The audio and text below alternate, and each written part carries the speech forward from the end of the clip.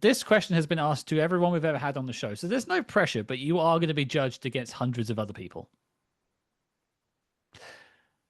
Omid Djalili, we need to know what your favorite spy movie of all time is. Wow. Okay. My favorite spy movie, but as I was about to say it, I just thought, well, hang on, is it a spy movie? There's a film called Marathon Man. Is that a spy movie? Can we class that as a spy movie? It's on the periphery, but I'm willing to hear an argument for it. Well, I think it's because when Laurence Olivier says, "Is it safe?" He is a Nazi spy. I believe he's a Nazi and he's a spy and he's living in the West and no one really knows it.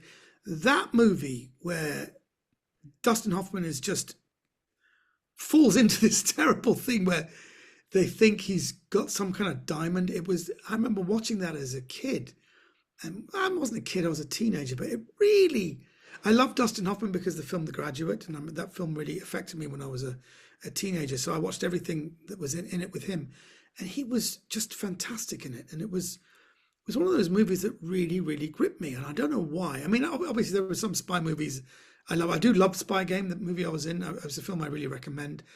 I did love the Bourne movies. I suppose the only other spy movie, if you can call it a spy movie, would be Argo with Ben Affleck, where he pretends to be, because that was a big thing with the Iranian embassy siege, where they go in and they pretend to be a film crew. That's people, pretending to be something else. I suppose you could call it a spy movie. I thought Argo was fantastic, but certainly of all the big spy movies, I have to say, and I know I'll disappoint people, but I thought Spectre was spectacular. I thought Spectre, I would say that was a movie which gripped me from beginning to end. And the stunts, because I know they're all done for real. I'm going like when the plane is chasing Bond. When Bond is in a car and a plane's chasing him down a snow hill, you think, oh, are you effing kidding me? And every time I was like stood up shouting, are you kidding me with this shit? I would say Spectre would be the most enjoyable spy movie. And I liked the storyline. I thought the storyline had some depth to it. And I thought Daniel Craig was absolutely fantastic. And I know for a fact that it was one of the movies that he enjoyed doing the most. I think he was quite invested in it somehow. I don't know. I just heard that on the... So there you go. In that order, I would say Spy Game, Marathon Man, Argo, and Spectre. They're my top four. But I would say, as far as enjoyment is concerned, Spectre's my favourite Bond movie. I hope I haven't disappointed anyone. Not at all. You're looking very... Scott, you're thinking, you haven't seen many. If you're going to say Spectre, you don't know much about this genre. I can see that in your face. It's actually, no, do you know what it is? I'm actually genuinely impressed because as I say, I've done a lot of interviews on this show, and a lot of the times the answers are, oh, I really love The Spy Who Came In From the Cold. I really love North by Northwest or Casino Royale. They are all-time classics. We won't argue that. There's no point even mentioning them. No, you're bringing out Marathon Man, which I had to go and check my film list to be like, yes, it does count. So that's ticked. Does it? Okay, good. Yep. So you're on there. Argo, absolutely. Okay, good. Spectre is a film that is controversial, to say the least, to the Bond fandom that I know are tuning into this to hear about The World Is Not Enough. So to hear that get some love is blowing some minds. And then, of course, Spy Game is, I always call Spy Game the spy movie fans' spy movie. Yes, definitely. If there are comedians and there are comedians. And I would say for spy fans, Spy Game is up there, definitely. So well shot. Those shots when they go around in a circle and you see the two of them talking. I mean, that kind of stuff. What you probably don't know is there was a lot of incoherence going on. There's scenes with me and Brad Pitt, and I can't even hear what he's saying. I have no clue, and I don't even know what he's talking about, and I have to react to him.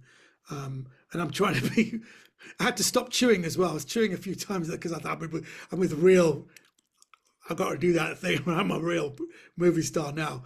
But yeah, I would say Spy Game it's got to be up there for sure. But for me, I know it's controversial. It's only because I saw how much hate there was for Sam Smith when it first came out. And I absolutely love that. I get emotional when I hear that theme tune.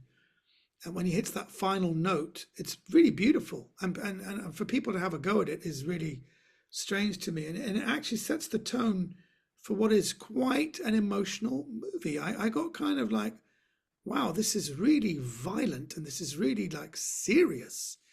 And this is like, if this is actually going on, I'm scared for the world, you know. And now we see in the world, we see, you know, they were like those Bond villains from before. And I think Christoph Waltz is fantastic in it. And he's the original Blofeld. And you see how he gets the Blofeld scar. Things like that make me go, that's how he got it. And it's like a kind of prequel. So in a sense, you're playing around with time. But I just like those little details. I thought it was absolutely fantastic. I think if people are going to write in to complain about your list, I'll send them elsewhere, because I think it's a solid list of films you picked. Thank you. Thank you very much. And if you don't like what I'm saying, you know what, go fuck yourselves.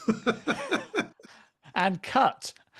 Let's finish on that. Yeah, I think that's the perfect note to finish on. Omid, you know, you've got Betrayal coming to TV soon. When that's got more details, I'll put that online, but I'm looking forward to it, and I'm sure listeners and viewers are too.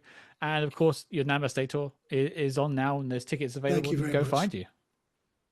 Guys, thank you so much. It's been really wonderful to reminisce, and wonderful to talk. And actually, as we're speaking, I have to say I have a tremendous sense of gratitude that anyone wants to talk to me about these movies, because as I'm talking about them, I have a tremendous sense of gratitude that I've even been in these movies.